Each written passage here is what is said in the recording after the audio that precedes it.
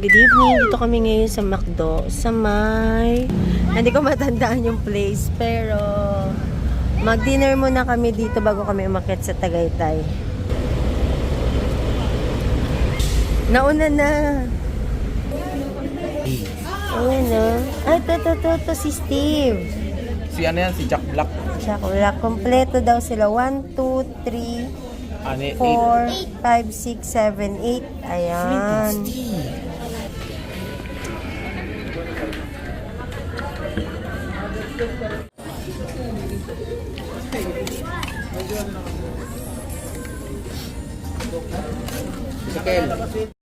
Dito na kami sa Tagaytay. Ala yung aso. Lapit na kami.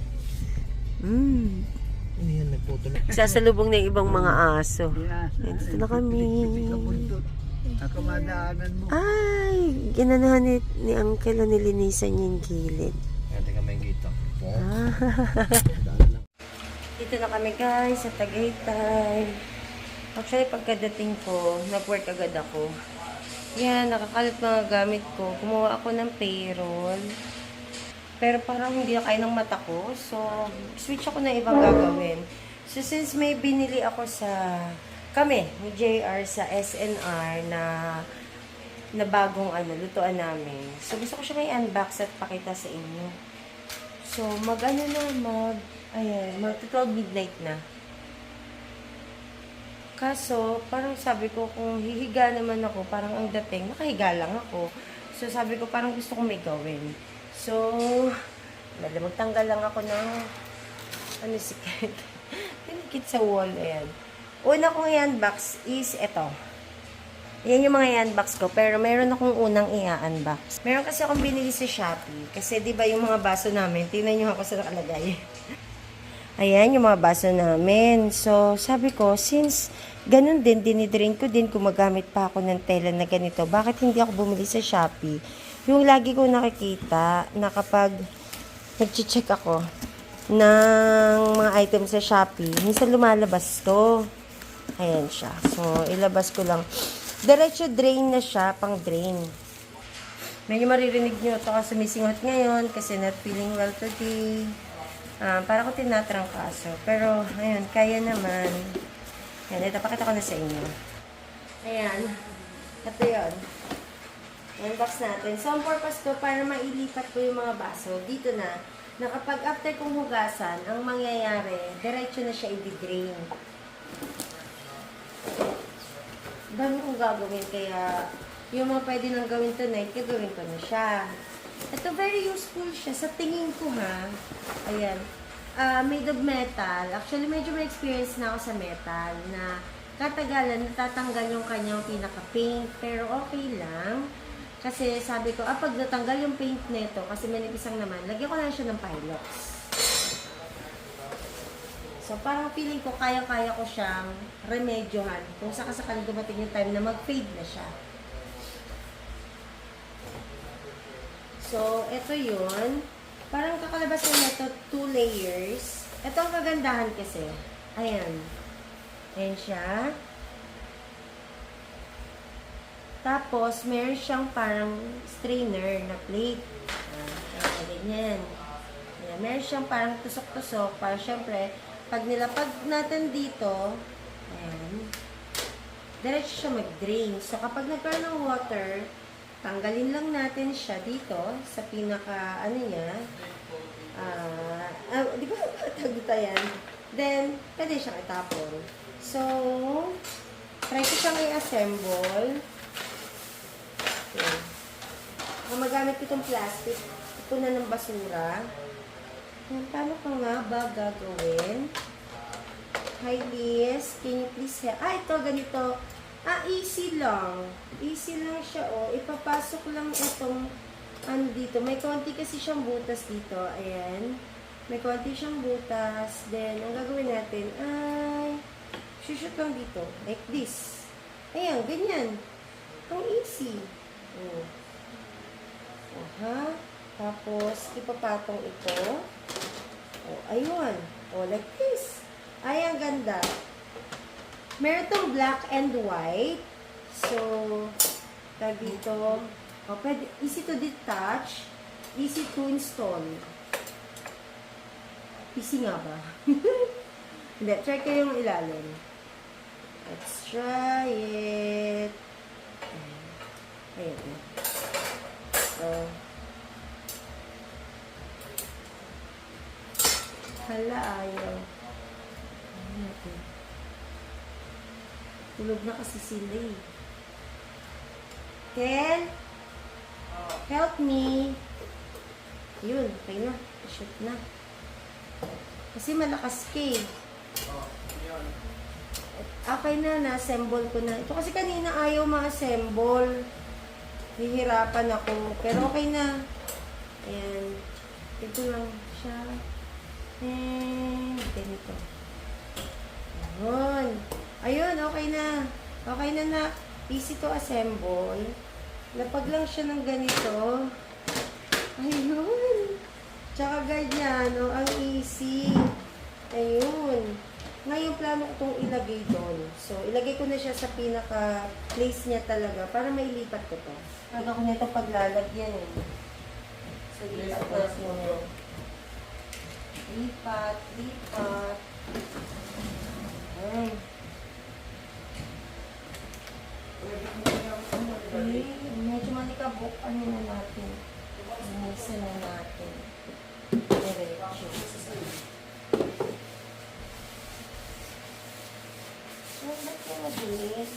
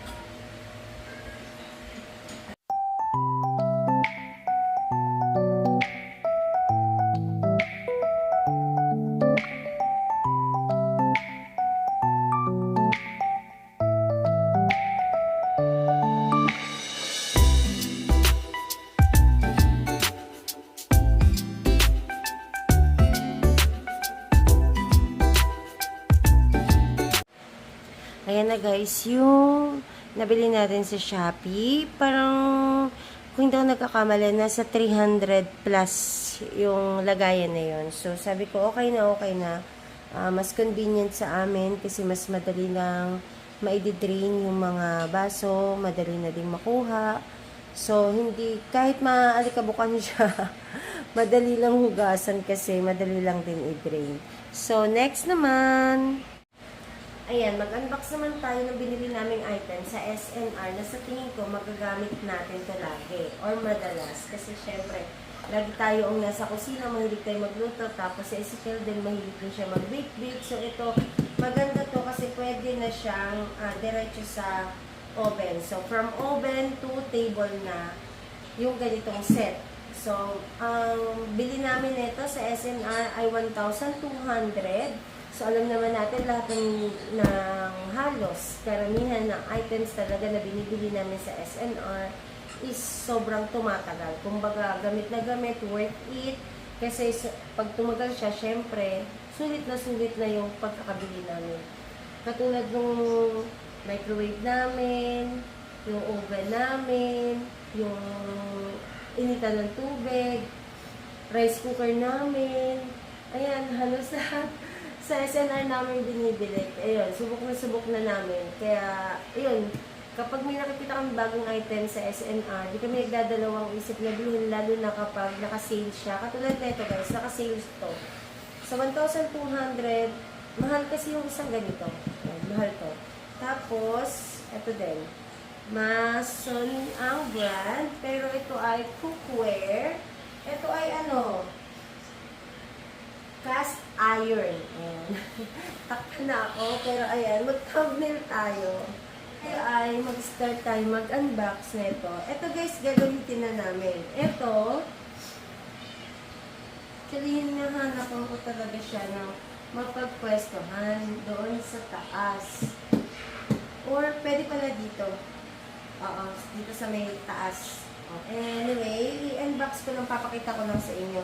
Pero ito guys, napa-open na namin ito mismo sa SNR. Yan. Kasi, tinitingnan ko kung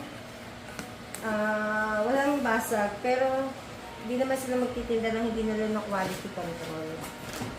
Ay. May mga nalaglag, baka mamaya di ko na maibalik. Kaya ganyan lang. Pakita ko lang sa inyo yung actual. So, ito yung sa oblong. Ayan. Parang, Kelo! Excited ka na ba, Kel? Tinan mo. Ang tatak niya, over and back. Stoneware, yan. Made in China. Kel, look oh. Pwede ka mag-bake. Lasagna and everything. Tapos, ito. Ang ganda na ito. Kung matatandaan nyo, meron ako nito mga nabili kay ate dyan eh. Andun. Dalawa. Oo, dalawang ganito ko. Yan. So, ito talaga, asing ano na siya. Ayan, brand new. Ayan. So, ito yun. Ano, Kel? Pangit naman kung di-display lang natin. Kailangan sulitin natin, gamitin natin. So, balik ko lang siya. So, na cast iron, na cooking set. Pero ito ay gagamitin na namin starting tomorrow. Ilalabas ko na siya sa box. Okay, sa mga nagtatanong kung magkano to, meron tayong 4 or 5 pieces, pero actually yung pang 5, takip na talaga siya. So sa pinaka-cookware, meron tayong 4. So imagine, ang bili ko dito ay 5,000 pesos sa SNR. Kung pumapatak na lang ang bawat isa ng 1,250, tas cast iron pa siya. So, ibig sabihin, matibay talaga. Sulit na yun. Mura na yun sa 5,000 pesos. Kasi ano na siya eh, 4 pieces na siya. Kasi guys, kapag bibili kayo ng isang item lang, sa mga bilihan talaga, ang isang lutuan, merong 5,000, isang item lang, 12,000. O, sa mga mahihilig sa ano dyan, sa branded, iba nakalimutan ko yung 1,000 eh. Meron ako nun eh, nabili. Yung paborito ko lutuan na parang cast iron din. Yun, may isang piraso, nagre-range ng 5,000, may 20,000. Yung vision ko nga doon, yung glass, medyo pricey siya talaga, kaya iniingatan ko talaga siya masyado.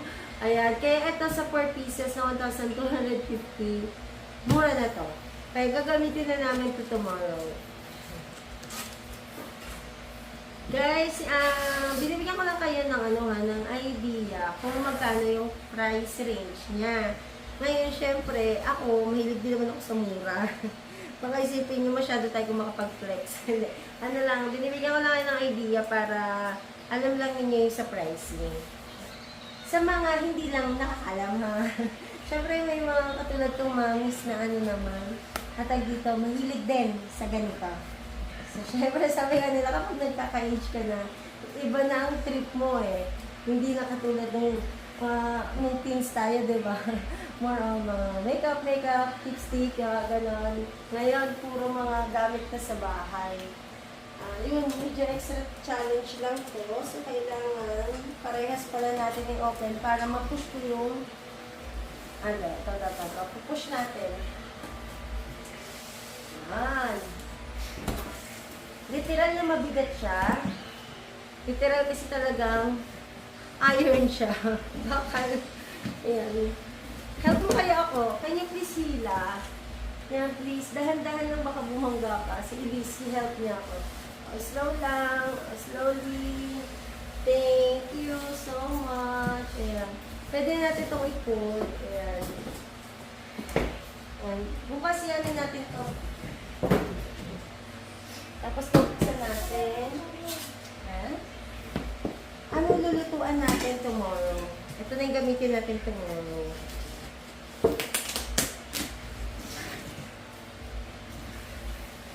Ayun, Happy Call, yung binibili ko.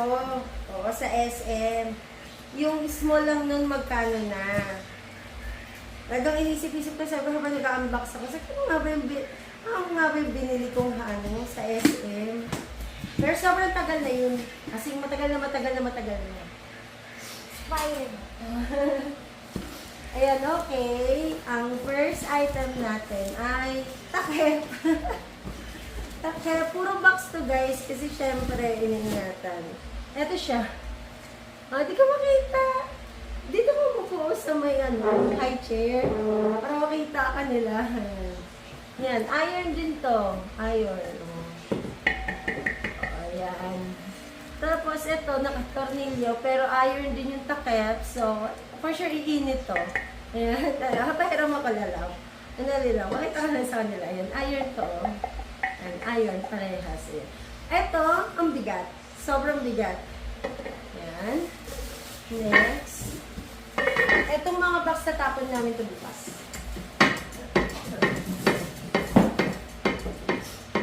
Meron tayong malaking ganito. Ayan. Ay, malaglag yung manual. Ayan. Meron siya dito. Oy, basahin nyo ito minsan. Yung mga makikita nyo sa plastic. Kasi ano to, guide to. Ayan, may mga warning dito. Kung saan siya. Ano yung dapat i-avoid natin. Katulad niyan. Keep this away from babies and children. Do not use in cribs. Kasi maano talaga to. Ayan. Dahil ano nga siya, metal. So, ito na siya. Ito na. Ito. Ayan. Metal din to. Bigat talaga ng takip. Ito siya. Kadalasan as iron, non-stick na siya. Ayan. Ito. Tapos, ang inaalala ko dito, kasi ready na din daw to sa ano ba yung walang, hindi na yung kuryente lang. Kalimutan ko na naman, so, pwede siya doon. Induction, ayan. Pwede siya sa induction kung ayaw nyo maulingan. Kaso kami dito sa gas stove. So, nag-aalala ko, baka maulingan siya. Pero, okay na. Tanggap ko ng kapalaran na ito. Ayan. Ganda. So, tingnan natin kung yung takip ay para sa lahat. Pero, ayan, ay, cute. Mahilig pa naman ako, di ba, pagkakain kami. Ilalagay ko na lang talaga yung buong kaldero sa sa kainan para diretsuhan. Parang ang sarap dito magluto ng mga cheese. Kasi kadalasan yung cheese na ito, yung tagang carbonara daw. O, mapapamelt niya kasi kaagad. Ayan. Tapos ito, pan. Ay, naku yung pan. Oh, ang bigat. Ang bigat, promise. Sobrang bigat ng pan.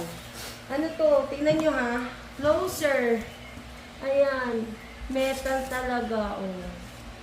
Kailangan nyo dito guys sa makapal na gloves. Kasi feeling ko iinit siya kaagad. Feeling ko lang ha. Pero sana mali. Parang okay tong mag-ihaw-ihaw. Ayan Medyo nauubo lang ako kasi minsan tayo pakiramdam ko. Ayan cute. Ang ganda Pero magluto na tayo ng karton na. Ay, tingnan natin yung takip kung sakto dito sa pan. Luto ko ba yung karton? Ayun, tingnan natin. Okay, universal. Sakto din. Okay. Ang bigat. Uy, may ibukan na din. Baka tayo dito ko. Oo, Makati na din lalamunan niya. Parehas na kami. Ito pa. Ay, ang bigat talaga. Medyo malalim na pan. Saucepan. Ito. Ganda. Ang ganda. Ayan Sana naging black na lang. Sana naging black na lang din to Actually, tatlong kulay siya. Red. Yung red niya parang nagmamaroon. Ito green. Pero pag nasikatan minsan ng araw, parang may touch of yellow. Tapos blue, dark blue or navy blue. Yun yung isa. Okay? Ito ano na siya. Malaki na yung takip. Ayan. Malaki na. Pero pwede pa din. Pwede pa din. Ayan. Next.